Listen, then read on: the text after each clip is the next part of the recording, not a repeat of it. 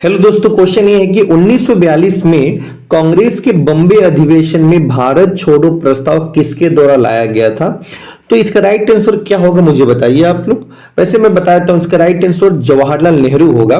ध्यान दीजिएगा, 1942 में कांग्रेस का जो अधिवेशन हुआ था बंबई में, उस अधिवेशन के चेयरमैन थे मौलाना अबुल कलाम आजाद। हालांकि मौलाना अबुल कलाम आजाद भारत के ऐसे एक व्यक्ति हैं जो सबसे कम एज पर कांग्रेस के चेयरमैन बने थे, ठीक है, 1923 में। ठीक है, इसके साथ साथ आप देखेंगे तो वह लंबे समय तक कांग्रेस के अध्यक्ष रह चुके हैं। 1940 से लेकर 1946 तक कांग्रेस के चेयरमैन थे मौलाना अबुल कलाम आजाद।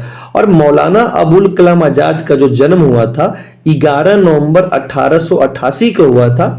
इसीलिए हर साल 11 नवंबर को जो है कि शिक्षा दिवस मनाया जाता है, एजुकेशन डे 11 नवंबर को मनाया जाता है।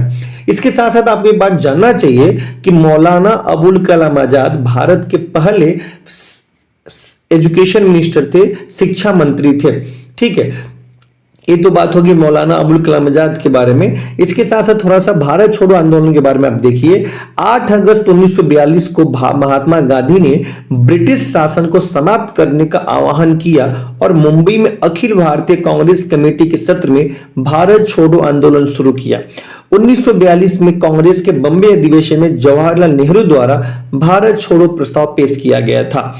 गांधी जी ने ग्वालियर टैंक मैदान में अपने भाषण में करो या मरो का आह्वान किया, जिसे अब अगस्त क्रांति मैदान के नाम से जाना जाता है।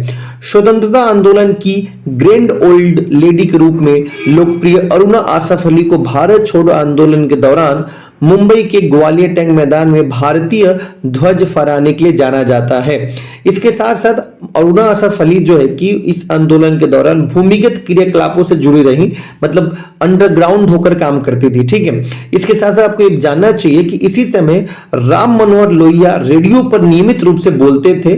गुप्त रेडियो संचालन में, गुप्त रेडियो सीक्रेट रेडियो सर्विस में संचालन से जुड़े कुछ और नेता भी थे, जैसे कि BM खाकर, उषा मेहता, चंद्रकांत झावेरी। उषा मेहता को एक्चुअली जाना जाता इसीलिए है क्योंकि उषा मेहता ने गुप्त रेडियो का संचालन किया था 1942 के समय, भारत छोड़ो आंदोलन के समय। यहां पे और जानना चाहिए आप लोग को, भारत छोड़ो आंदोलन का नारा एक समाजवादी और ट्रेड यूनियनवादी यूसुफ मेहर अली द्वारा गढ़ा गया था। मतलब ये नारा लिखा गया था यूसुफ मेहर अली के द्वारा, पर इसको बोला किसने था? महात्मा गांधी ने, जिन्होंने मुंबई के मेयर के रूप में काम किया था। मेहर अली ने साइमन गो बैक का भी नारा दिया था। ठीक है, साइमन गो बैक का नारा भी दिया था।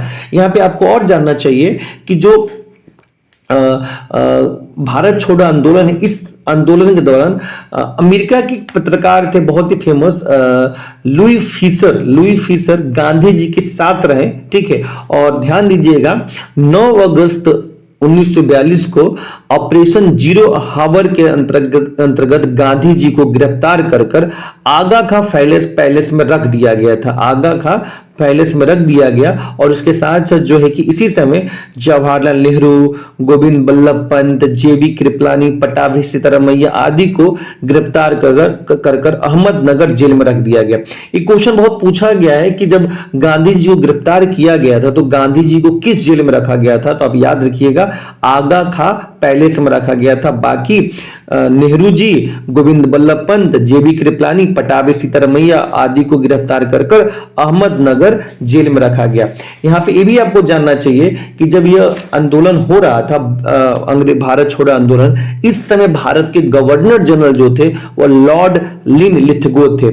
लॉर्ड लिनलिथगो एक ऐसे व्यक्ति हैं जो वायसराय के तौर पर सर्वाधिक लंबा इनका कार्यकाल था। 1936 से लेकर 1943 तक इनका कार्यकाल था। ठीक है, तो दोस्तों ये जो मैंने बताया इसमें कुछ हेल्प मैंने टेक्स्ट बुक का भी लिया है और कुछ जो है कि अपने ज्ञान का और बुक का भी ज्ञान का मैंने लिया है इसमें।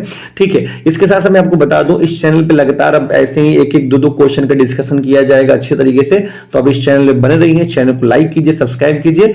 ठीक है, मिलते हैं नेक्स्ट क्वेश्चन को देखने के लिए। स्टडी 029 को सब्सक्राइब कर लीजिए। धन्यवाद।